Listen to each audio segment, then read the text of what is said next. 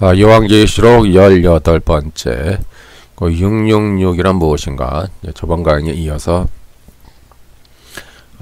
계속 하려고 합니다. 666 짐승의 표, 짐승의 이름, 그 이름의 수, 사람의 수 그렇게 나오죠.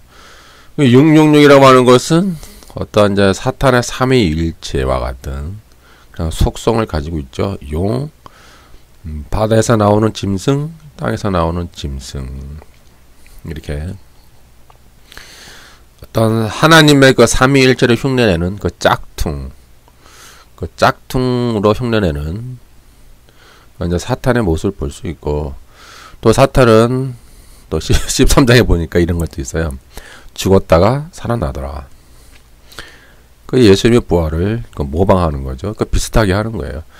그 원래 표를 준다라고 하는 것은 표를 받는다라고 하는 것은 전에 살펴본 것처럼 구약의 용례가 쫙 나와 있다고 그랬죠. 하나님의 소유, 하나님의 백성, 이런 어떤 표시,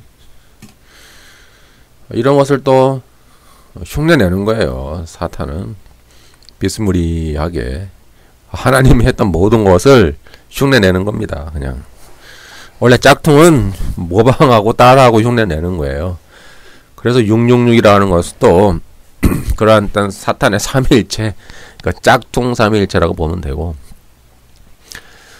때문에 제가 항상 강조한 것처럼 일곱 인, 일곱 나팔, 일곱 대접의 심판은 666의 구조로 되어 있다고 그랬죠.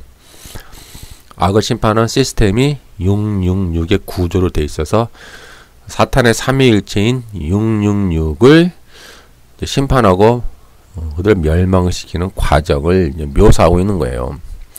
그럼 우연의 일치가 아니라 사도 요한이 그렇게 의도적으로 프레임을 짠 겁니다. 이렇게 다 일곱째 인, 일곱 나팔, 일곱 대접을 통해서 하나님은 하나님의 백성을 핍박하고 죽이는 그 악의 세력을 근원적으로 심판하고 멸망시키겠다. 그리고 하나님의 백성은 하나님이 직접 구원하시고 그들과 함께 하여서 그들을 지켜주겠다. 라고 하는 그런 위로의 메시지가 두 개, 이런 심판과 구원의 두 메시지가 요한계시록을 흐르고 있는 두 맥락이에요. 여러분들이 이제 이렇게 제가 이미 강의 해놨으니까 한번 전에 있는 강의 들어보시고, 666 짐승의 표를 받지 않는 자에게 매매를 금지한다라고 하는 의미는 무엇인가? 매매 금지라고 하는 것은 또 베리집을 통해서 받으면은 매매할 수 있고, 안 받으면은 매매 못하고, 그런 어떤 문자적인 개념이 아니라 여러분들이 이 초대교회의 그 당시의 입장으로 가셔야 돼요. 왜냐하면은 요한계시록은 여러분들이 잘 이해해야 되는 게 일곱 교회에게 주신 메시지예요. 여러분들의 요한계시록 1장을 다시 보셔야 돼요. 요한계시록의 1차 수신자는 소아시아에 있는 일곱 교회라 이 말이에요. 일곱 교회. 그 당시 고난당하고 있던 교회, 핍박당하고 있던 교회, 그 당시에 순교당하고 있던 교회, 일곱 교회가 수신자예요. 뭔 말인지 알죠? 무슨 말인지. 앞으로 있을 7년 대환란의 얘기가 아니란 말이에요. 지금 초대교회 아시아에, 소아시아에 있는 일곱 교회인데, 물론 그 당시에는 일곱 교회만 있는 건 아니에요. 안디옥에도 있었고, 저기 소아시아 저 위쪽 지역에 터키 지방에도 많은 교회가 있었고, 저 그리스 지방, 헬라 지방 바다 건너서 이탈리아, 로마 그쪽에도 교회가 있었고, 또 예루살렘 이쪽에도 교회가 있었고, 또 애굽이나 이 북아프리카 요쪽에도 교회가 있었어요. 그러니까 지중해를 다 끼고 이 로마 제국이 통치했던 이 지중해 연안 전부의 교회가 있다고 생각하시면 돼요. 그러면 왜 하필이면은 소아시아에 있는 일곱 교회냐? 그거는 메타포죠, 메타포. 일곱 교회라는 것은 메타포의 성격을 갖고 있는 거예요. 그리고 1차 수신자는 고난당하고 핍박당하고 순교당하는 소아시아에 있었던 교회, 그리고 그 주변에 있었던 다른 교회들이에요. 그러한 맥락을 가지고 여러분이 이해를 하셔야지, 이런 맥락을 갖고 이해하지 못하면은 자꾸 점삼년반, 후삼년반 하고 소설을 쓰는 거예요. 환란 소설, 전쟁 소설, 3차 세계대전에 대한 소설.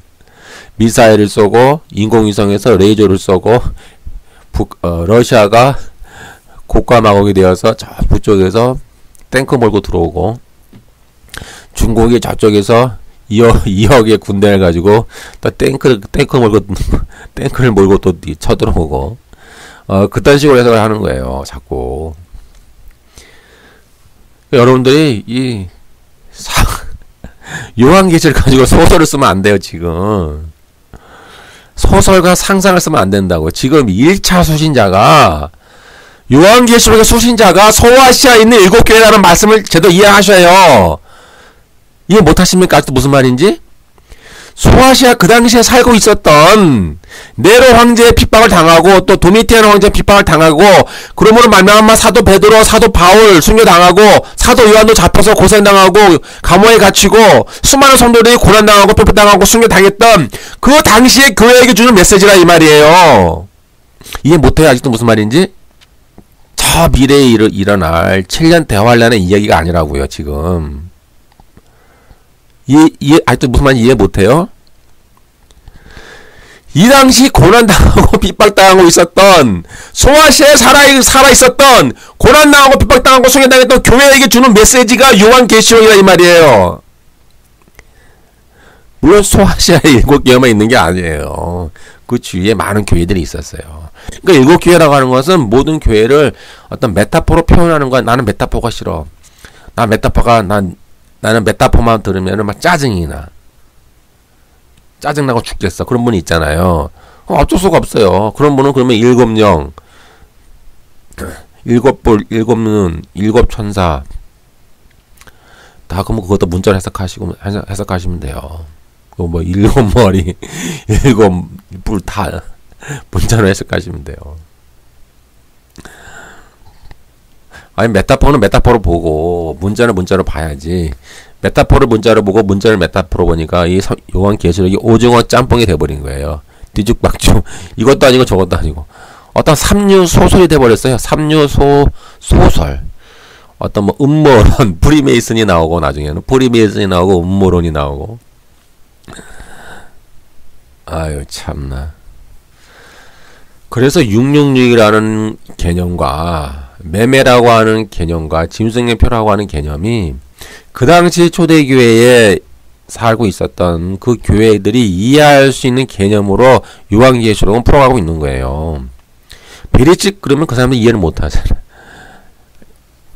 초대교회 분들이 오늘 현대를 살아가는 우리들에게, 여보시오, 앞으로 미래를 살아갈 우리 형제들이요, 베레집 짐승의 표가 베레집이니 베레집을 받지 마세요 라고 요한계시록을 그들이 이해했나요?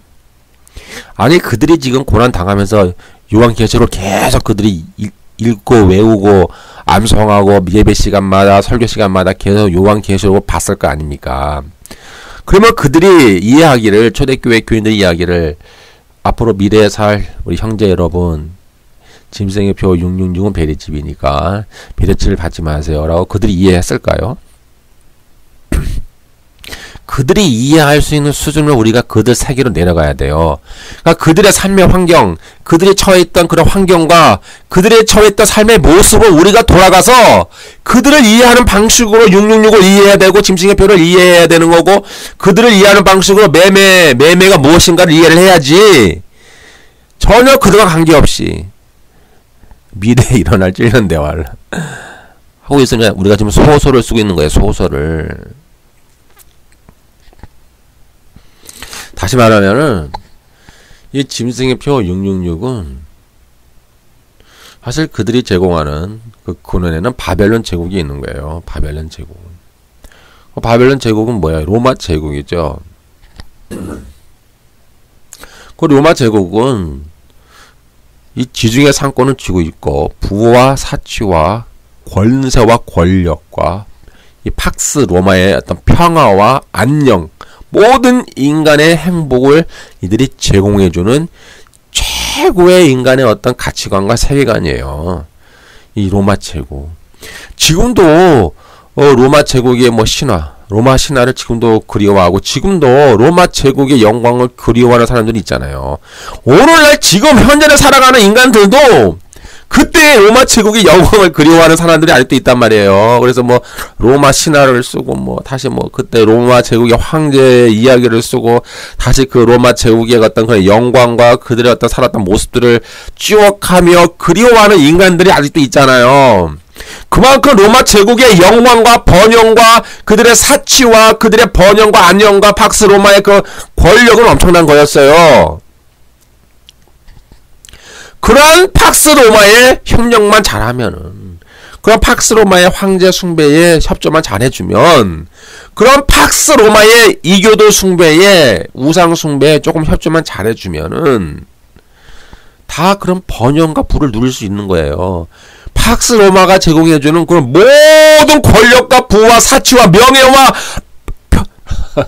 평화와 안녕과 모든 것을 누릴 수 있는 그런 자격이 주는, 그것을 666이라고 그러는 거예요. 그것을 짐승의 표를 받는다라고 묘사를 하는 거예요. 로마 제국에 협조만 하면은 모든 걸 얻을 수 있어요. 부와 명예와 권력과 권세와 행복과 사치와 모든 걸 누릴 수 있는 거예요. 그러나 초대교회는 그것을 거부를 했어요. 그런 로마 제국의 가치관과 그들의 세계관에 동화되기를 거부했어요. 그들의 이교도 숭배에 동화되기를 거부했고, 그들의 황제 숭배에 동화되기를 거부했고, 그들의 섹스의 문화, 타락의 문화, 탐욕의 문화, 흥청망청되는 그런 어떤 부패의 문화, 부패 커넥션, 지금도 있잖아요. 부패 커넥션. 그런 모든 타락한 악의 문화나 사회 문화, 그런 것에 동화되기를 거부했어요. 그러니 이 로마 제국이 기독교인들을 미워할 수밖에 없었어요. 그래서 온갖 핑계를 만들어내잖아요.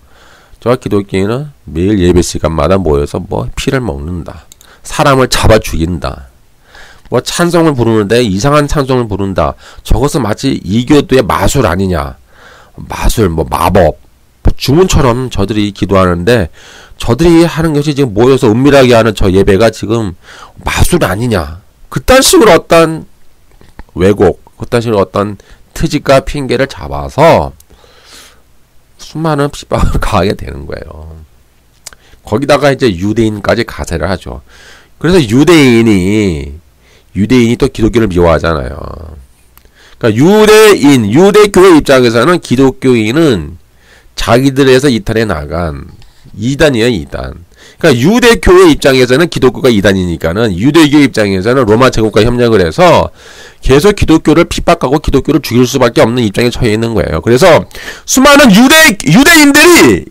유대교인들이 기독교를 핍박하는데 함께 앞장서는 거예요. 로마 제국과 힘을 합쳐서 초대교회 기독교인들을 핍박하는 데에 앞장서는 거예요. 유대교인들이. 그럼 여러분들이 그 배경을 이해하시고 보셔야 돼. 그래서 이 매매를 못하게 한다라고 하는 것은 그런 로마 제국이 주는 그런 권력과 평화와 안녕에 동참하지 못하고 소외되는 거예요. 완전히 배제가 되어서 다 어떻게 쫓겨나지 않습니까? 집도 빼앗기고 땅도 빼앗기고 모든 재산을 빼앗기고, 그러니까 정상적인 거래를 못하는 거예요. 그러니까 정상적인 상거래를 할 수가 없어요. 상거래를 하려면은 자신의 신분을 속여야 돼요. 그런 자신의 신분을 드러내고 나는 그리스도인이야 라고 자신의 신분을 드러내고는 로마 제국의 그런 경제와 활동, 로마 제국이 주도하는 그 지중해 그 상권, 그 상권에 동참해서 그 막대한 부를 누릴 수가 없는 거예요. 그래서 어떡합니까? 다 쫓겨나잖아요. 초대 기독교인들이 많이 추방당하고 쫓겨다니는 거예요. 다 빼앗기잖아요, 재산을. 땅도 빼앗기고 집도 빼앗기고 다 산으로 도망가서 산에서 굴 파고 살든지, 저기 어디 가서 땅에 굴 파서 땅 속에서 살든지, 카타콤처럼 뭐 땅을 파서 땅 속에 사시든지, 아니면 산에 가서 산에 가면은 저쪽에 가면은 뭐 터키 쪽에 가면은 그 산 지역에 구멍이 많이 파져 있고 그쪽에서 예배 드리는 그런 곳들이 많이 있어요. 그리고 그들은 정상적인 경제 활동에서 배제가 되는 거예요. 이렇게 로마 제국이 주도했던 정상적인 경제 활동에서 배제가 되는 거예요. 기독교인들이 많이. 그걸 고난이라고 그러는 거예요. 그것을 핍박이라고 그러고. 그것을 짐승의 표를 받지 않는다. 그것을 짐승과 싸워 이기는 것이다. 그것을 바벨론과 싸워 이기고 음녀와 싸워서 이기고 그것을 짐승과 싸워 이기는 것이다. 그 이기는 자라고 요한계시록은 묘사하고 있는 거예요.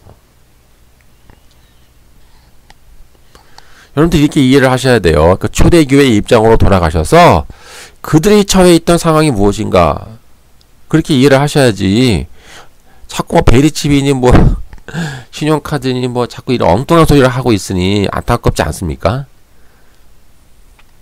이렇게 짐승의 표를 받는다고 하는 것은 하나님을 부인하고 배도하고 우상 숭배에 동참한다는 뜻이에요. 그래야 요 로마 제국에 동화된다는 것이에요. 근데 교회는 나가요. 이게 중요한 거예요. 그러니까 로마 제국이 뭐 표를 받는다고 해서 넌 교회 나가지 마. 그렇게 하지는 않겠죠. 안 와요. 교회 나가? 그래, 너 교회 나가도 돼. 그러나 짐승의 표를 받긴 받아. 그렇게 하는 거예요. 그래서 많은 사람들이 교회도 나가면서 또한 로마 제국의 표를 받고 그런 짐승의 표를 받고 그들의 번영과 안녕과 그들의 이교 숭배와 우상 숭배와 황제 숭배에 동참하는 거예요. 그런 말미암아 로마 제국이 제공하는 모든 부와 권력을 누리는 거예요. 그것을 배도라 그러는 거예요. 그러니까 교회도 나와요. 교회도 나오고 짐승도 섬기는 거예요. 이렇게 이제 표를 받는 자들은 이 로마라고 하는 이런 바벨론 제국. 그러니까 이제 바벨론 제국이 로마고 로마가 바벨론 제국이고 하나의 메타포잖아요. 이런 이제 로마 제국이 제공하는 막강한 경제적, 정치적 혜택을 받는 거예요. 이것을 짐승의 표를 받는다라고 그러는 거예요. 그 짐승의 표를 받는 자는 이런 귀신의 처소와 각종 더러운 영이 모이는 곳과 각종 더럽고 가증한 새들이 모이는 곳에 동참하는 거예요. 뭐야, 이교도 숭배. 수많은 이교도를 숭배하지 않습니까? 황제 숭배도 포함해서. 그리고 사치의 세력으로 치부하였도다라는 말씀이 있어요. 예, 마찬가지로 탐욕의 경제 권력에 그들이 복종해서 또 로마 제국의 권력의 경제 권력의 혜택을 받는 거예요. 그래서 여러분들이 계시록 18장 2절 3절에 보면은 힘찬 음성으로 외쳐 이르되 무너졌도다 무너졌도다 큰 성 바벨론이여 귀신의 처소와 각종 더러운 영이 모이는 곳과 각종 더럽고 가증한 새들이 모이는 곳이 되었도다. 그 음행의 진노의 포도주로 말미암아 만국이 무너졌으며 또 땅의 왕들이 그와 더불어 음행하였으며 땅의 상인들도 그 사치의 세력으로 인하여 치부하였도다. 그러니까는 그 로마 제국이 있으면 또 로마 제국이 점령한 수많은 다른 나라들이 있겠죠. 그리고 그 주변국이 있지 않겠습니까? 그럼 그 주변국들이 로마 제국과 또 결탁을 하는 거예요. 그래서 이 땅의 모든 왕들이라고 하는 것은 로마 제국의 그 주변국들을 말하는 거겠죠. 그래서 이 땅의 제국들이, 이 땅의 왕들이 로마 제국과 파트너십을 가짐으로써 이 로마 제국이 주도하는 이 지중해 상권, 이 지중해 부와 권력, 이것을 같이 누리는 거예요. 그러다가 함께 망하는 거죠. 함께 망하는 거예요, 이렇게 하다가. 그러니까 여러분들이 그 당시의 문화를 이렇게 좀 이해를 좀 하세요. 어떻게 돌아가는지.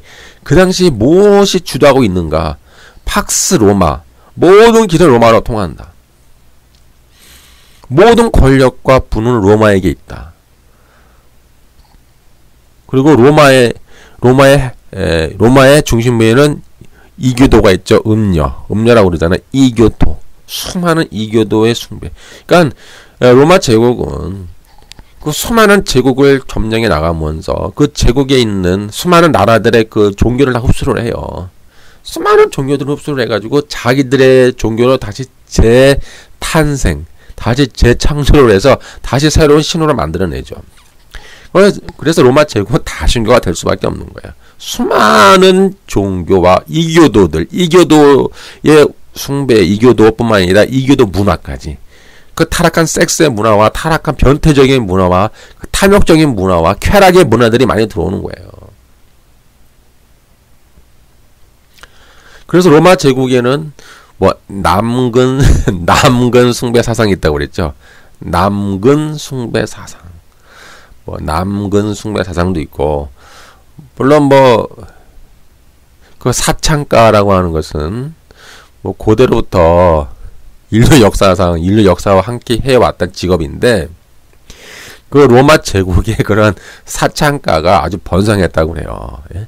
사창가가 번성했다는 이 말이에요. 그리고 남근 숭배 사상이 있었대요. 그래서 그 사진 같은 거 보면은 그 도로나 길에 그 남근을 이렇게 팠어요. 이렇게 조각을 해가지고 남근이 뭔 줄 알죠? 예, 남근을 파가지고 남근을 이렇게 모양을 해놓고 그렇게 했다라고 합니다. 그런 곳이 로마 제국이었어요. 그래서 이렇게 이제 표를 받지 못하면은 매매 금지를 당하잖아요. 매매를 못하게 한다라고 하는 것은 이러한 로마 제국이 주는 그런 경제 활동에서 어떤 제외가 되고 부와 어떤 그런 명예와 권력에서 제외가 되는 거예요. 그 불이익을 당하는 거죠. 그 오늘날도 그럼 바벨론 제국이 없느냐? 있어요. 여전히 오늘날에도 그런 동일한 바벨론 제국이 있어요. 무엇이 바벨론입니까? 자본주의.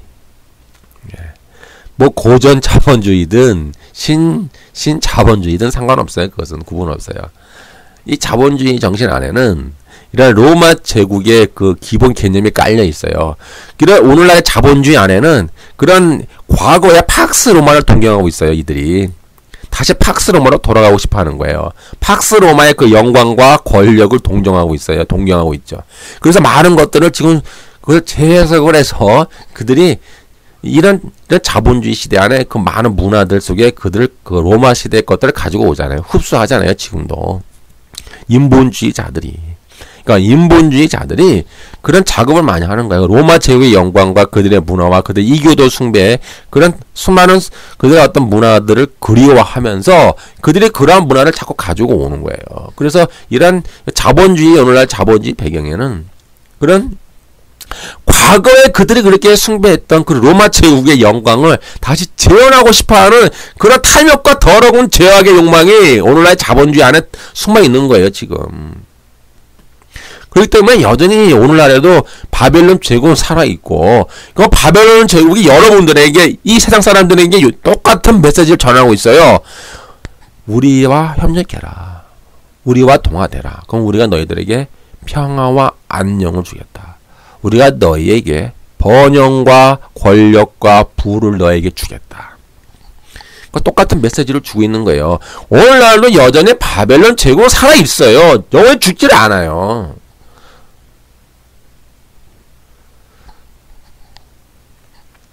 그러한 가치관, 바벨론 제국의 그런 이교도 숭배, 바벨론 제국의 그런 종교 다원주의, 이거 음녀라고 그러죠. 음녀, 종교 통합. 이거 모든 인본주의 사상을 흡수하고 어떤 진화론적 낙관론에 기초해서 인간의 문화와 과학과 문명은 발전한다. 인간이 인간 스스로 파라다이스를 이뤄나갈 수 있다. 인간이 인간 스스로 과거 로마 제국의 영광과 그 권력을 다시 회복할 수 있다. 사람들 그걸 그리워하잖아요, 지금. 그것이 오늘날의 오늘날의 바벨론 제국이에요. 그러니까 오늘날 여러분들이 교회는 나가지만 여러분들이 그런 바벨론 제국의 가치관과 어떤 세계관에 여러분들이 동화되고 그리고 함께 손을 잡고 협력하면은 여러분들은 짐승의표를 받는 것이 되는 거예요. 그러니까 지금 저 베르치를 받느냐 받지 않느냐 그것이 중요한 게 아니라 지금 우리 마음속에 지금 우리들 가까이 존재하고 있는 저 자본주의 세계 안에 처박혀 있는 여러분 바벨론 제국의 그런 가치관과 세계관들이 수많은 영혼들을 지금 사고 있어요. 그 수많은 사람들이 자기의 영혼을 팔고 있어요. 바벨론 제국에게. 그런 말미암아 바벨론 제국이 주는 그런 권력과 명예와 평화와 안녕을 받으려고 하잖아요. 똑같은 거예요. 오늘날에도. 살아있어요. 살아서 역사하는 거예요. 오늘날에도 교회는 다니지만 또 똑같이 그러한 뭐 종교다원주의나 종교다원주의나 종교 통합을 주장하든 아니면은 자기 안에 있는 만몬을 숭배하든 보이지 않는 최고의 무서운 우상 만모니즘 만몬을 숭배하는 것이 또한 가장 큰 음녀예요. 가장 큰 것이 우상 숭배의 핵심이 되는 거예요. 이제는 눈에 보이는 우상은 그렇게 중요하지 않아요. 지금 중요한 것은 저 바벨론 제국이 우리들에게 눈에 보이지 않는 우상을 자꾸 믿으라고 우리에게 강요해요. 그것이 만몬이에요. 만몬이라고 하는 그 신과 만몬이라고 하는 그런 거대한 우상이 오늘날 이 바벨론 제국의 중심부에 딱 서 있어요. 수많은 사람들이 그래서 교회는 나가요. 교회는 다니지만 또한 동시에 여러분들이 저 만몬을 숭배하고 바벨론 제국에 여러분들이 동화되어 나간다면 여러분들이 결국 짐승의 표 666을 받는 것이 되는 거예요. 이게 무서운 거예요. 사탄 때문에 여러분들이 정말 무엇이 진실인지 무엇이 거짓인지를 분별해야지. 지금 뭐 베레치 받으면 지옥 가. 베레치 받으면 큰일 나는 거예요. 그럼 멸망령에 그따위 식의 해석을 하고 있으니 이게 뭔가 진리를 지금 분별하지 못하고 있잖아요. 지금 뭔가 지금 이상한 곳으로 미혹의 영혼을 가고 있어요. 그걸 여러분들이 좀 분별하세요. 눈 크게 또 진짜 무서운 것이 뭐냐. 진짜 무서운 것이 뭐냐. 진짜 우리에게 가까이 바벨론 제국이 와 있구나. 아직도 우리들에게 그 로마 제국의 그런 모습들이 흔적들이 아직도 우리들에게 가까이 남아있구나. 아직도 로마 제국의 그 666 짐승의 표를 받으라고 사람들에게 미혹을 하고 있구나. 이건 엄청난 무서운 거예요. 두려운 거예요 지금. 그러니까 여러분들이 무엇이 진실이고 무엇이 거짓인지를 분별하셔야 돼 지금. 그래서 이런 매매 금지 예를 들면은 이제 유럽에도 비슷한 것이 있대요. 뭐 유럽에 보니까는 종교 차별 금지법이라는 것이 생겼다고 합니다. 그러니까 뭐 차별 금지법이 영국에 생겼대요. 그래가지고 직장 동료에게 종교를 권유하면 고소를 당한대요. 또 이슬람교, 유럽에 이슬람교가 많이 들어가 있잖아요. 그래서 이슬람교를 비판하면은 또 경찰에 가서 조사를 받아야 된대요. 그리고 동성 결혼을 요즘 많이 주장하잖아요. 인권 단체들이. 그래서 이 동성 결혼을 지지하지 않으면은 또 동성 결혼을 약간 반대하면은 고소를 당한대요. 그리고 환자를 위해서 기도를 해주면은 해고당한대요. 그리고 입양한 아이가 스스로 기독교로 개종을 하면은 그 입양한 아이를 시 당국에서 빼앗아 간대요. 이런 어떤 종교 차별 금지법이라는 것이 생겨서 어떤 이 기독교인의 활동을 많이 제약을 한다 그래요. 지금 영국에서 이미 생겼는데 이것이 이제 전체 유럽으로 어떻게 퍼져나갈지는 아직 잘 모르겠어요. 근데 이런 비슷한 양상이 이제 이루어지는 거예요. 그러니까는 이제 이 초대교회 때 그들에게 당했던, 초대교인들이 당했던 이런 차별, 경제적 차별이 이제 오늘날에도 비슷하게 오늘날에도 올 수 있는 거예요. 베레칩이 아니라 이런 어떤 법적인 거 있잖아요. 종교차별 금지법 뭐 이런 비슷한 것들 많이 만들어서 특별히 어떤 기독교인들에게 어떤 제재, 어떤 경제 활동의 어떤 제재 또는 직장에서 어떤 해고 같은 이런 경제적 불이익을 요즘 우리에게 줄 수 있는 거예요. 그러니까 그런 걸 좀 무서워해야지. 예? 종교차별 금지법 이런 법을 만들 때 여러분들이 잘 보셔야 돼. 이거 법을 잘못 만들면은 기독교인들의 활동에 많은 제약을 당할 수가 있어요. 지금 유럽이 그렇잖아요. 지금 영국이 그렇게 한다고 그러는 거예요. 그러니까 베레치지 문제가 아니라니까요. 베레치 그딴 게 중요한 게 아니라 지금 이런 만약에 종교차별법이 크게 확대되고 또 비슷한 유의 법들이 많이 생기면은 많은 기독교인들이 해고당할 수가 있어요. 기독교인이라는 것 때문에. 기독교를 믿는다는 이유 때문에 아무런 이유도 없이 그냥 아무런 이유 없이 해를 끼치지 않았는데도 해고를 당할 수 있다라는 거예요, 지금. 그 유럽의 분위기가 그렇게 흘러가고 있대요. 지금 영국이 그렇게 시작되어 있고. 뭐 유럽에 보면은 많은 그 이슬람교인들이 많이 와 있지 않습니까? 그렇게 아마 될 것 같아요. 분위기를 보니까. 그래서 보니까 예를 들면은 이런 것이 있어요. 뭐 자신의 직장에서 자신의 신앙에 관해서 표현해도 안 된대요. 그 종교 상징물 있잖아요. 뭐 십자가 같은 목걸이 그런 거를 이렇게 몸에다 지고 다녀도 안 된대요. 진짜 그렇다는데요. 뭐 이거 어떡하겠어요. 영국에서 그렇게 한다는데 지금. 그래서 어떤 사람은 십자가 목걸이를 착용했다는 이유로 해고됐대요. 어이없는 거죠. 또 어떤 사람 신앙 상담으로 신앙적인 이유로 상담을 했는데 그 상담을 거부했다는 이유로 해고를 당했다 그러는데요.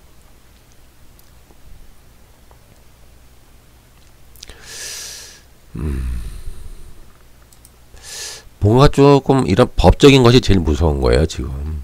법. 그러니까 여러분의 본질이 무엇인지를 좀 잘 보세요, 지금.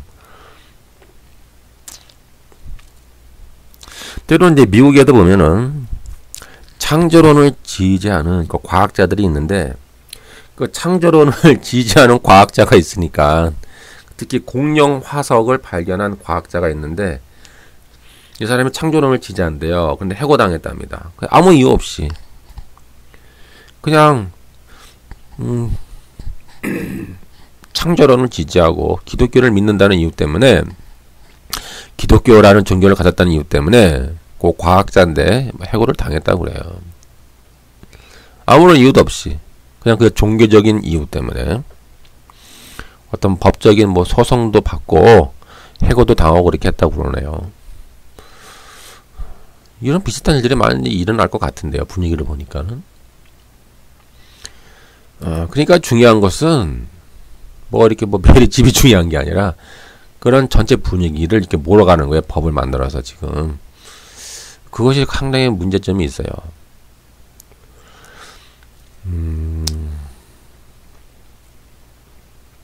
특히 여러분들이 다시 이제 그 계시록으로 돌아가면은 그 계시록 18장 11절에 보면은 그 금은 보석과 진주와 세마포와 자주 옷감과 비단과 붉은 옷감과 각종 향목과 각종 상아 그릇이요 갓진 나무와 구리와 철과 대리석으로 만든 각종 그릇이요 계피와 향료와 향과 향유와 유향과 포도주와 감람류와 고운 밀가루와 밀이요 소와 양과 말과 수레와 종들과 사람의 영혼들. 이것이 뭐냐면은 그 로마 제국이 누리고 있었던 그러한 경제적 번영의 어떤 걸 핵심 내용이에요. 지금 이들이 지중해 상권을 장악함으로써 엄청난 부와 권력을 누리고 있음을 이런 상징적인 메타포야. 이것은 이런 상징적인 용어를 통해서 지금 요한계시록에서 말씀해주고 있는 거예요. 지금 큰 성 바벨론인데 바벨론이 거래하는 품목이에요. 이게 금, 은, 보석, 진주, 세마포. 그러니까 이것은 어떤 일상품, 그러니까 일상 생필품이 아니에요. 그러니까 우리가 먹고 사는 그런 일반 생필품이 아니라 어떤 사치와 방탕과 부패와 타락의 어떤 경제활동, 때는 어떤 부와 권력, 엄청난 부와 엄청난 권력, 어떤 경제 대국인 것을 이게 우리 보여주는 거예요. 그래서 이러한 모든 상권을 장악하고 있던 로마 제국, 다르게 표현하면 바벨론 제국이죠. 그러니까 로마 제국과 바벨론 제국은 동의어예요. 메타포예요, 메타포. 그러니까 사도 요한은 로마 제국을 대놓고 로마 제국이라고 표현을 못하니까 바벨론 제국이라고 빗대서 말한 거예요. 그러니까 여러분들이 바벨론 제국 하면 그냥 로마 제국인지 알아들으시면 돼요. 그러니까 이런 바벨론 제국이 제공하는 이런 엄청난 부와 권력에서 짐승의 표를 받으면은 거기에 동참할 수가 있는 것이고 짐승의 표를 받지 않으면은 이러한 권력과 이러한 부에서 제외가 되는 거예요. 그렇게 여러분 이해를 하셔야지. 그래서 이제 이렇게 그 짐승의 표를 받으면은 탐욕을 추구하는 많은 사람들이 이 짐승의표를 받아요. 교회도 다니지만은. 그래서 하나님을 배도하는 거예요. 교회는 다닌단 말이에요. 다니면서 또다시 바벨론 제국에 그들과 동화되는 거예요. 그리고 그들이 주는, 짐승이 주는 경제적 능력의 품 안에 깃들어 짐승을 사랑하고 짐승이 제공하는 각종 경제적 혜택과 부와 권력을 누리기 위해서 짐승이 장려하는 각종 우상을 신뢰하는 숭배하게 되는 거예요. 결론은. 그리고 이러한 모습은 오늘날 우리들에게 존재하는 거예요. 오늘날 바벨론 제국은 눈에 보이는 우상을 우리에게 보여주지 않아요. 눈에 보이지 않는 맘몬이라고 하는 우상을 우리에게 보여주는 거예요. 맘몬을 믿어라. 맘몬을 섬겨라. 맘몬이 너희에게 번영과 평화를 줄 것이다. 맘몬이 너희에게 모든 경제 권력과 정치 권력을 너에게 줄 것이다 라고 오늘날 수많은 사람들 미혹하지 않습니까? 그것이 오늘날 우리에게 살아있는 바벨론 제국의 음성이에요. 그러나 이런 것은 결국 멸망을 당하죠. 요한계시록 18장 3절에서 13절 쭉 보면은 그 음행의 진노의 포도주로 말미암아 만국이 무너졌으며 또 땅의 왕들이 그와 더불어 음행하였으며 땅의 상인들도 그 사체 세력으로 치부하였도다. 이것은 음행이 뭡니까? 바벨론 제국의 중심부에 있었던 이교도 숭배, 또 이교도 사제들이 있었고 황제 숭배, 그냥 모든 것을 음행이라고 그러죠. 음행. 이러한 것들을 말미암아 땅의 모든 왕들이 바벨론 제국과 결탁을 해서 서로 파트너십을 갖는 거예요. 그래서 더불어 음행을 한다고 그러죠. 더불어 그런 말미암아 바벨론 제국이 주는 그 사치와 권력과 부를 같이 누리는 거예요. 파트너십으로.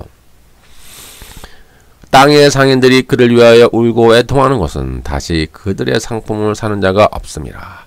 그 상품은 계속 나와 아까 했던 거잖아요. 그 사치품이에요. 거의 일상, 그러니까 일반 생필품이 아니라 엄청난 부와 권력을 상징하는 그런 사치품. 특히 여기에 중요한 물품이 나오잖아요. 사람의 영혼.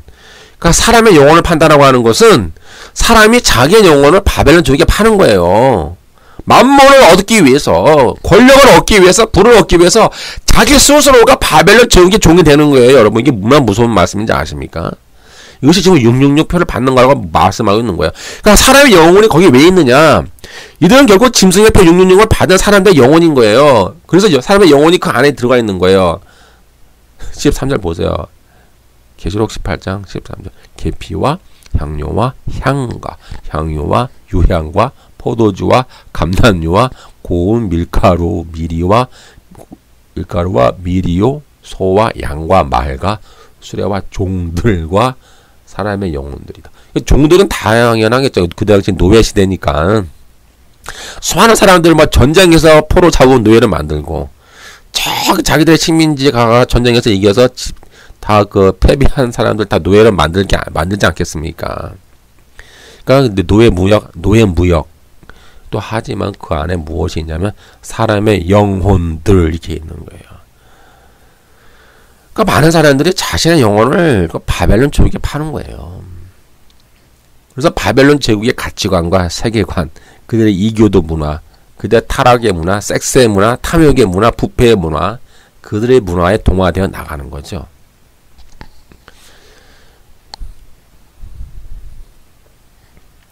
이것이 무서운 거예요. 이것이 무슨 얘기냐면은 사람의 가치관과 세계관을 탐욕과 맘모니즘으로 지배하여 사람의 정신을 완전히 파괴하고 짓밟는다는 의미가 되는 거예요. 사람의 영혼이 등장하는 것은. 여러분들이 본질이 무엇인지를 아셔야 돼요. 지금 베리칩을 받느냐 안 받느냐가 중요한 게 아니라 이 지금 살아서 역사는 오늘날 우리에게 가까이 있는 바벨론 제국과 여러분들이 좀 영적 전쟁을 좀 눈을 크게 뜨고 해야 돼요. 지금. 따라서 짐승의 표를 받지 않는 자에게 매매를 못하게 한다는 것은 그럼 바벨론 제국의 평화와 번영, 사치, 안녕, 권력, 부의 독점에서 제외되고 소외되는 거예요. 그리고 극도의 어려운 생활을 한다는 것이에요. 초대교회 성도가 그렇게 살았지 않습니까?